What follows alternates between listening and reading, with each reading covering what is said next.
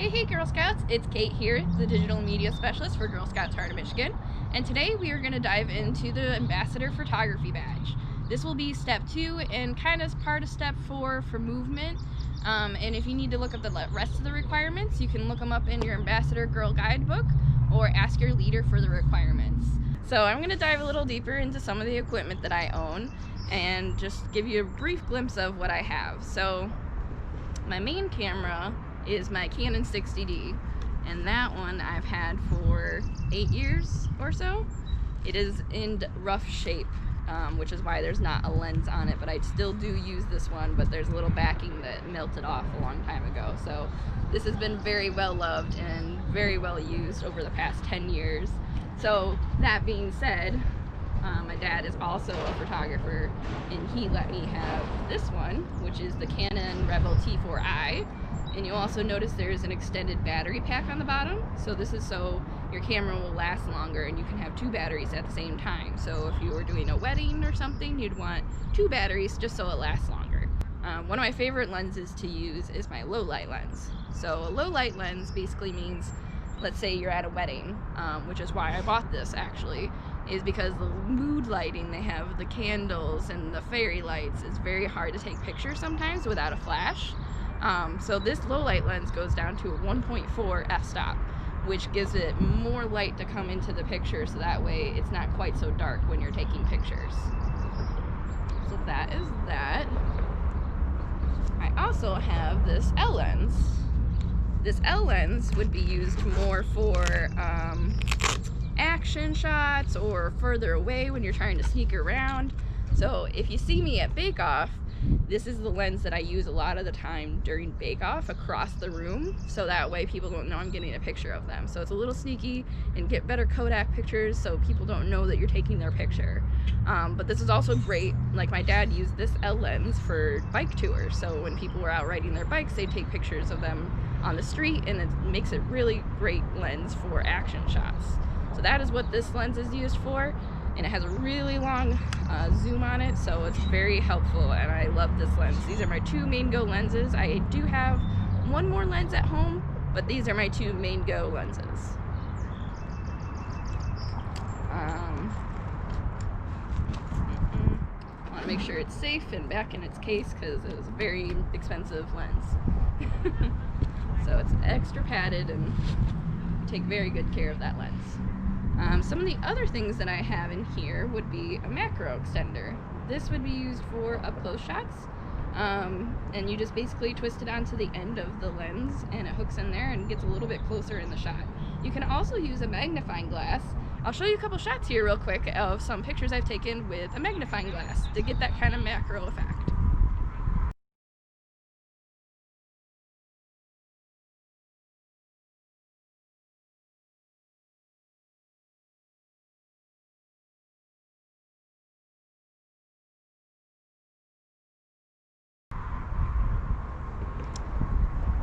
A couple of the other things I have in here is a case. So this has all my SD cards in it, so that way they don't get lost anywhere. I have something to wipe my lenses. And I had something else in here. It's like a Mary Poppins purse here. Okay, so I also have a lens cleaner in here as well, so lots of different things. Photography is something that I'm really passionate about, and it's something I've done for at least 10 years and went to school for 4 years to learn about photography. So today I'm going to teach you a couple tips and tricks of different angles that you can get to, and I've definitely had my fair challenges of getting up in really high places. Like I've had to climb a rock climbing wall out at camp before to get pictures like this for our source cover. So I can show you a quick picture of that real quick of where I was at for that angle to get a picture.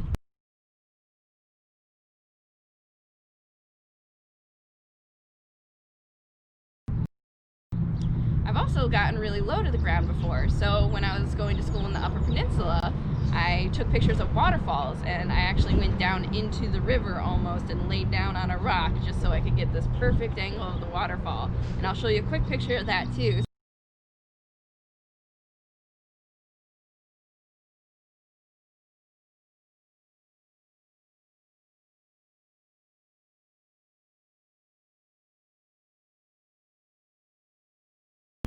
Some of the stuff that I have worked on that you might have seen is on the source. Like I said, this is one of the pictures I've taken, and there's quite a few different pictures throughout the source here that are from camp. And you might have seen me out at camp taking pictures, so if you see me, say, hey Shutterbug, and I'll definitely take your picture. So other publications that we have that are outside of GSHOM are like the Women's Lifestyle magazine, and in this one I have pictures from our bake-off.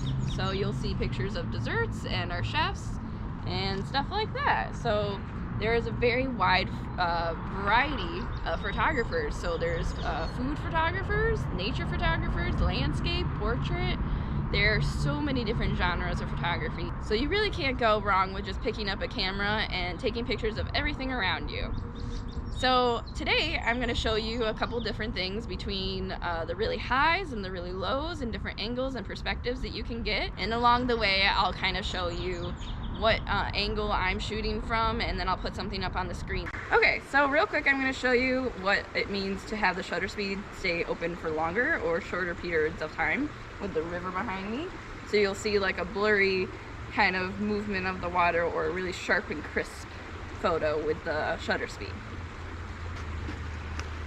And to brace yourself, I have a few couple tips and tricks that you can do. So you can either get down on one knee like this to steady yourself a bit, or if you got a tree nearby, you can kind of knuckle up against it like this, and then you can get a nice shot of the river right here.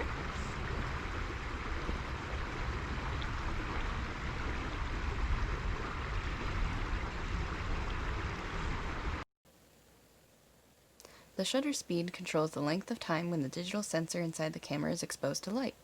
The longer exposure means that the picture will be brighter and will have a blurry action to it. The shorter exposure will make it darker and will freeze action in its place. Okay, so this tunnel is a great way to show you how aperture works and how the different f-stops on your camera will lighten or darken a photo based on where you have the f-stop. So I'm going to get down low on the ground so I can get a full shot of the tunnel here for you, and we'll see how it looks. Smaller f-stops represent larger aperture. The more light will come through the lens and a shallower depth of field. The larger the f-stop, like f16, will have a deep depth of field and will make it darker.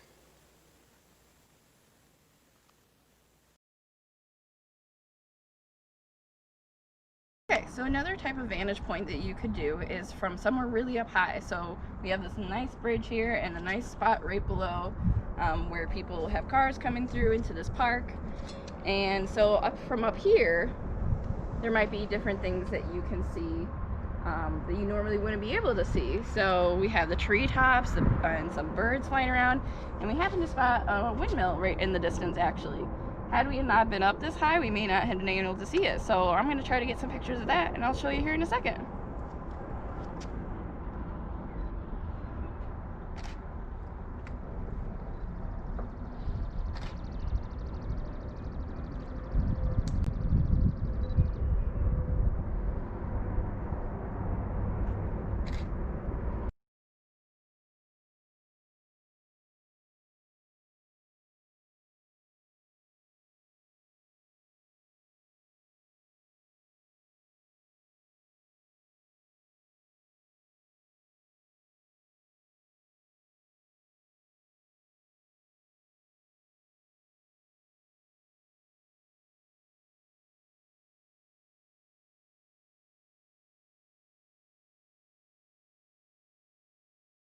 So another way that you can take a picture from up above without having to climb up on a bridge is just to get an overhead shot of like some pretty tulips like we have right here.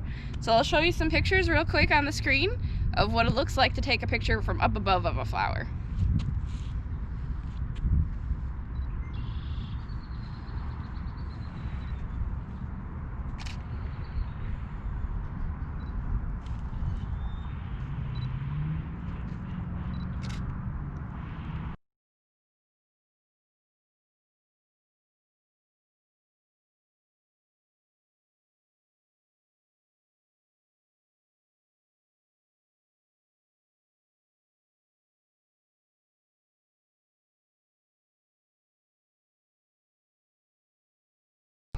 another perspective that you could try is to lay down on the ground somewhere, either on your stomach or on your back, depending on what you're trying to get a picture of. If you're trying to get a picture of something further out, you'll want to lay down on your stomach.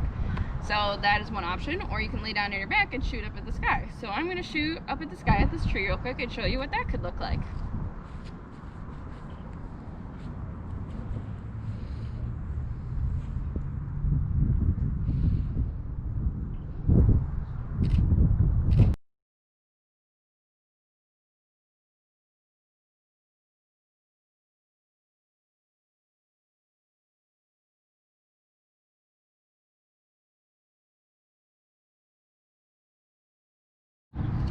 Okay, so now I'm going to show you what the perspective would look like if you were to lay down on your stomach and get a nice shot of the tulips right over there.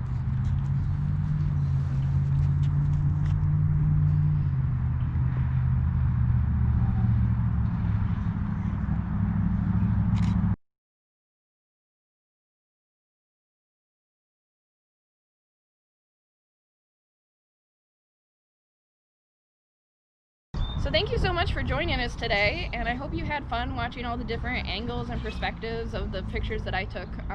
And my challenge for you is to go out and take 5 different pictures in different angles and perspectives. So you can go up really high, or get really low, or you can get a macro or magnifying glass and get some really up close shots, or you could do a panoramic and stitch it all together so it's one really long picture.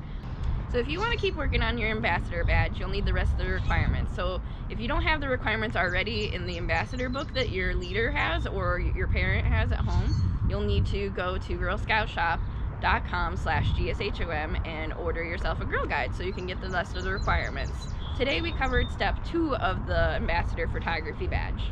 Now, this isn't just something for ambassadors in 11th, 12th grade to do this activity. This is something that any girl of any grade level could go out and take pictures. So I'd love to see any ideas that you guys have and post them in the comments below. And if you haven't already, you should check out gshom.org/virtual.